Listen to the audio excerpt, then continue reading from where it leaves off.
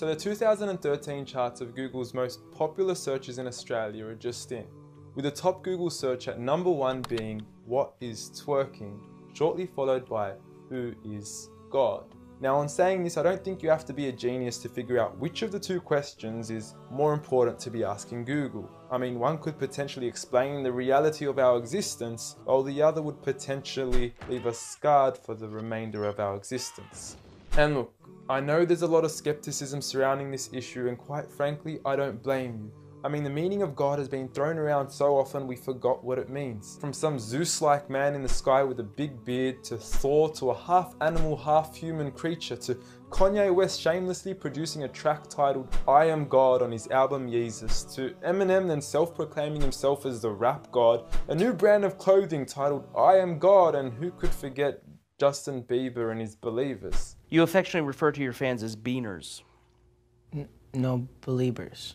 And now I understand that most of this may be exaggerated, and many of these examples are mere semantics and plays on words that are probably being taken out of context, as let's face it, nobody actually believes in Bieber, and I highly doubt that Kanye West considers himself a god. When someone comes up and says something like, "I am a god," everybody says, "Who does he think he is?" I just told you who I thought I was, a god. And now Kanye West smashes his head into a street sign really, really hard. Oh! Kanye. Oh, Kanye. Kanye, you okay? Sounds like Kay's got a new hit. A god. That's who I think I am. Kanye. Oh, Kanye. Kanye, you okay? So with all these misconstrued definitions of God, the least I could do is help clear the water and help us finally find out who is God. Well, to begin, let's start with the things that we all agree on.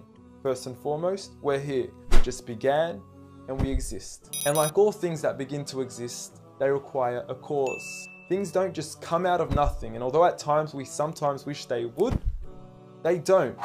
If I told you that this glass sprang into existence, this glass made itself, you said Muhammad Ali's crazy. So in saying that, knowing the cause of us is crucial to understanding who God is. Although we are able to explain that we did have a beginning, as many leading cosmologists have affirmed, we are still left unanswered as to what was the cause of our beginning. And before you lash out saying, "Oh, but we can't see what happened before we began," or "you can't prove there was a creator," we say quite openly, neither can you disprove a creator. And by observing the reality of our world and our existence, its order, its structure, and the systems, I see no reason not to believe in a creator.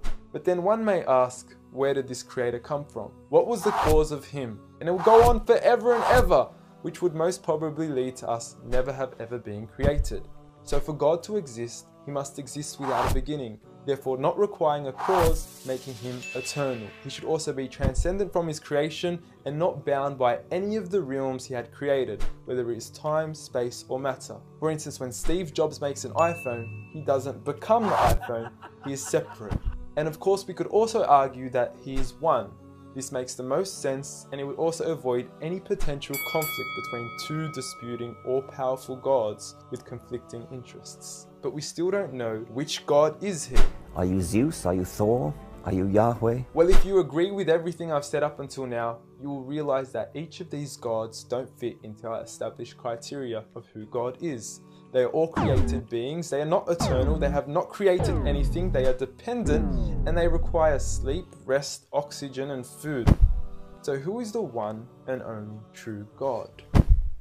I present to you a God who is one and only, eternal, exists without a beginning, who was uncreated, requiring no cause for himself, yet being the absolute cause and creator of everything else. Allah. A simple definition of God that is logical and rational. There is nothing like him, no man, no creature, nothing imaginable. He is the one who is perfect, although I don't like using the word perfect because our understanding of perfection would never encompass his true essence. He is in control of everything, whereby nothing can harm us unless he wills it. He is the all-knowing, the all-hearing, and unlike our friend Kanye, he is the all-seeing. Many of us would then argue that although these verses do provide a logical and sound concept of God, how do we know that these words are indeed the words of God? Well, first and foremost, the Quran isn't just any book. It was revealed over 1400 years ago as direct revelation from God to the final prophet Muhammad, peace be upon him, and was sent as the most eloquent piece of literature to before mankind. Revealed at a time where poetry was rife and to a population housing the best of poets, only to leave them speechless and at a loss for words. Now what is important to note is that the Quran doesn't fit in any of the known classes of poetry nor prose. Rather, it is a fusion of both that even to this day shake the hearts of Muslims and non-Muslims alike. It's almost trance-like. I mean, you can hear it's very euphonic. I mean, there's a lot of internal rhyme and end rhyme, and the rhythm is not predictable, and it's beautiful. Even to this day, the Quran remains incomparable and stuns humanity with its accurate references to science and history, from accurate descriptions of the human embryo to historically accurate references to the different rulers in the different Egyptian dynasties. And no matter how many times people will try to discredit the Quran on its authenticity, it remains standing. Will you please, at the very next science lesson, get some salt water, get some fresh water, and mix them and see what happens? The Quran says 2 seas, not 2 cups of water. And to those that doubt it is from God, the challenge is simple. Bring forth something that can compare. And now, although this challenge has been attempted multiple times throughout the past, history has witnessed that no man has been able to rival the Quran. But does this challenge still apply today? Well, we could surely put it to the test, and who better to choose than the self-proclaimed rap god. Call yourself the rap god. Eminem, dubbed the best of his time, being incomparable with anyone in his league. The last thing the world needs is another me. Now, if we compare the works of Allah with the works of Eminem, we are left with this. Slickety gibbity hippity hip hop, rappity rap, packing a mac in the back of the act, pack back rap yak yakety yak yak at the exact same time I attempt these lyrical acrobat stunts. Look, content-wise, I don't know. However, we can't deny that lyrically he is impressive. He has rhythm, rhyme, style, alliteration, and assonance. A short video online even indicates that in one of his songs he almost made every second to third word rhyme. But how does he compare with the Quran's smallest chapter of 3 verses, Surah Al-Kawthar? Now, in just 10 words, Allah is able to use over 30 linguistic and rhetorical devices, including emphasis, multiple meaning, grammatical shift, word order and arrangement, ellipsis, conceptual relatedness, intensification, choice of words, repetition, intimacy, exaggeration, and prophecy, along with many, many more. What's also important to note is that the linguistic devices in the Quran aren't just thrown about randomly. For instance, Allah would use palindromes strategically to describe the terms glorify your Lord and the orbiting of planets, as though both processes are occurring continuously, non-stop, one after the other. The shortest chapter in the Quran also contains a rhetorical device that no one can compete against nor replicate: prophecy.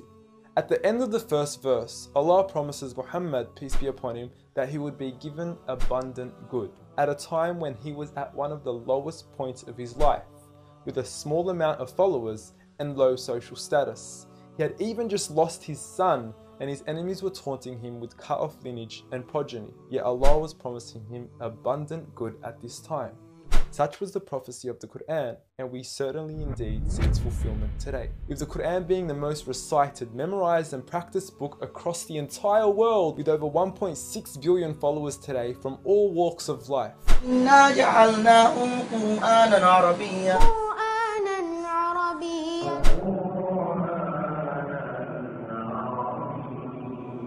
Now, I know many of you are probably thinking, okay, cool story bro, but what's the purpose of the Quran? Well, the importance is that it gives meaning to life, from our overall purpose of existence to why we're here and what happens once we die. God teaches us that each and every single one of us is being tested. We weren't created for mere play, we were created with a purpose, and that is to be obedient to God and His rules. Those who believe, there is reward, and those that don't and are arrogant, there is a punishment. And look, I apologize for trying to squeeze all this into one small video, but I've given you everything you need to know who God is and why we are here. So read.